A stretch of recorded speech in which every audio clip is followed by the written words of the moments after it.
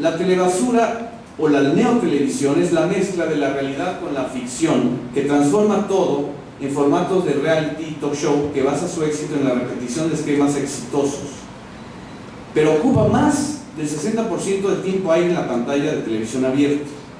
Hagamos la cuenta, piensen en el canal 2 y en el canal 3.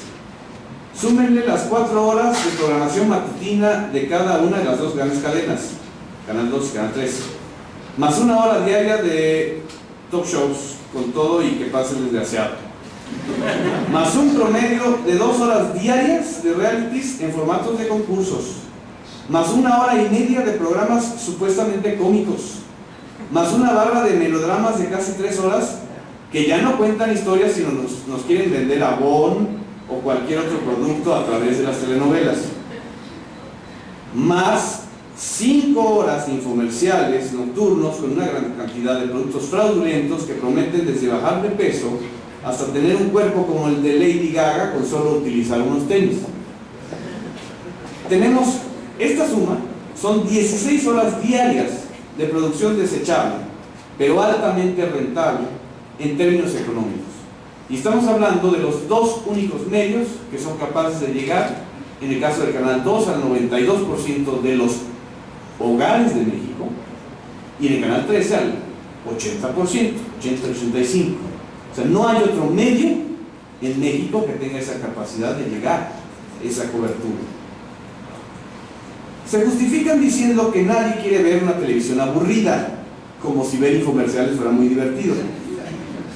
Pero confunden lo aburrido con lo absurdo. Consideran que el entretenimiento es la infantilización constante de las audiencias y llegan al extremo de justificarse. Eso es lo que la gente quiere ver. Es el principio de la demagogia telegénica. ¿Qué otra cosa pueden ver si no existen alternativas reales para un 70% de los 27 millones de hogares que solo tienen acceso a televisión abierta? El problema resulta más complejo en términos de concentración y de contenidos, porque esos mismos contenidos se replican en los programas de radio con mayor audiencia y en los medios impresos de mayor tiraje. Aún más, entre el 70 y 80% de los contenidos de Internet son extensiones de los modelos de entretenimiento y cultura que masifica la televisión. Los consumos siguen siendo muy altos en términos de televisión abierta. No voy a llenarles mucho de datos, pero aquí de 2005 a 2010 el consumo de televisión abierta creció 2 puntos porcentuales y sigue siendo muy alto, del 74 al 76%. Son 3 horas diarias en promedio. 3 horas diarias en promedio. Lo que nadie lee 3 horas diarias en promedio, a menos que sean periodistas o conferenciantes de coloquios. Pero bueno, el consumo de televisión restringida se incrementó, pasó de 11 a 20%. Sin embargo, el 60% del tiempo de los que vemos en Cablevisión, Sky o algo así, son 11 millones de mexicanos, consumen preferentemente los mismos canales de televisión abierta. Hay quienes tienen Sky para ver Canal 2. Disminuyó el consumo de radio entre las 166 estaciones monitoreadas, del 50% de 2005 al 42% del 2010. Son datos de EGM, una consultoría. El consumo de revistas también disminuyó, monitorean 180, pasó del 37% en 2005 al 27%, 10 puntos porcentuales menos. Y por supuesto la revista que más se lee se llama TV Notas, seguida por TV Novelas.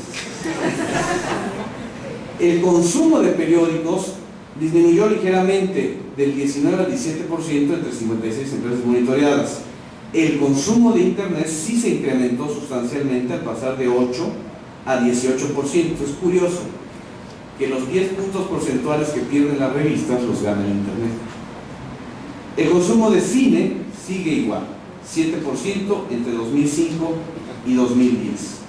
De una u otra manera, no necesito abundar más, seguimos siendo una sociedad profundamente telegénica. una gran plataforma de conocimiento. Sin embargo, esto no ha enriquecido ni a la política, ni a lo político, ni a lo público. Ni los modelos televisivos y radiofónicos imperantes en México promueven la deliberación pública sin la estridencia en una especie de talk show imparable y permanente, y por encima de las propias demandas e intereses de la sociedad. De esta manera, el divorcio se plantea así: la información como un bien público es sustituida por la mercadotecnia como política esencial de los medios. La comunicación se confunde con la publicidad y la propaganda.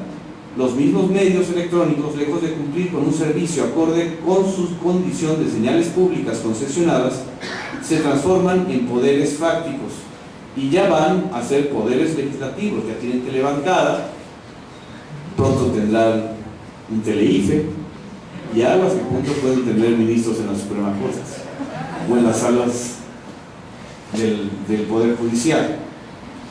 Martín Barbero, en Los medios y las mediaciones, lo señaló así: la mediación sin democratización es la ruta más segura para la derrota civilizatoria de una sociedad. Recuperar lo público reclama expropiar de la ruta de los videoescándalos, de la teleguerra sucia y de la autocensura informativa la riqueza cultural de una sociedad. Derechos de las audiencias. Considero que para la recuperación de lo público es indispensable incorporar en la legislación, en la práctica cotidiana del quehacer informativo y comunicativo, los derechos de las audiencias. En México, los derechos de las audiencias están en el peor de los mundos posibles. No tienen condición de mandato legal y los propios medios tratan a sus telespectadores, radioescuchas o lectores como consumidores de escándalos, de productos unilaterales.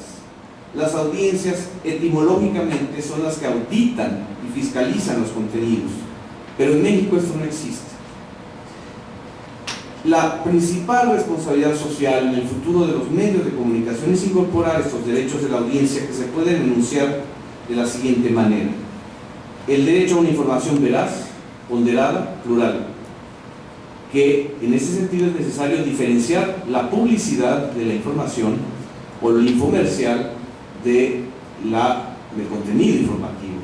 Ese es un debate que se ha dado en el IFE en materia de contenidos, y bueno, pues el caso Peña Nieto es un gran ejemplo de advertising, es decir, de infomercial continuo. Te venden lo que es una publicidad pagada como si fuera un contenido informativo.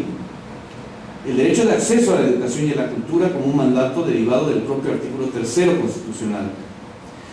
El derecho a la ecología audiovisual, que incluye muchísimos áreas y muchísimos términos que en Europa y en Argentina se han incorporado, como la disminución de los ruidos o de los contenidos sobrecargados que implican una intoxicación audiovisual.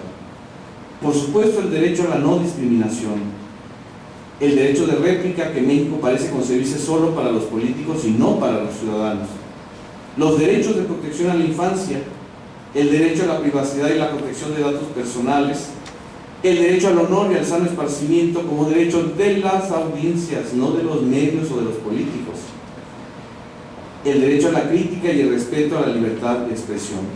En general, la ecuación siempre está cargada a favor de los dueños o de los trabajadores de los medios, pero también las audiencias tienen y deben de ejercer estos derechos.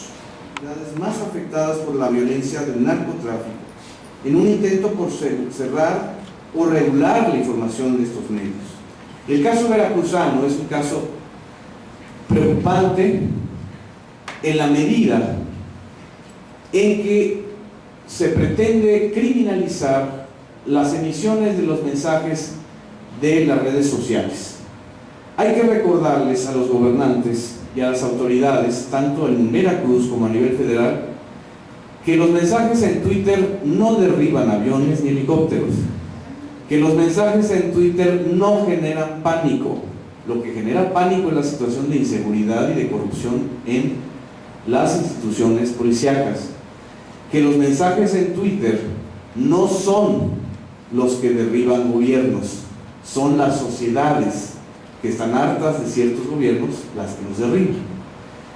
Y esto significa que el exceso de autoritarismo o de intento de cerrar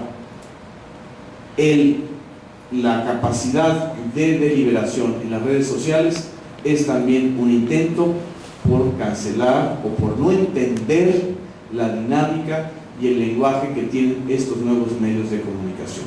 Por supuesto que hay responsabilidad social en esos medios, por supuesto que debe haber una responsabilidad de todos los usuarios de estos medios, pero esta responsabilidad no es una responsabilidad que sea penalizable.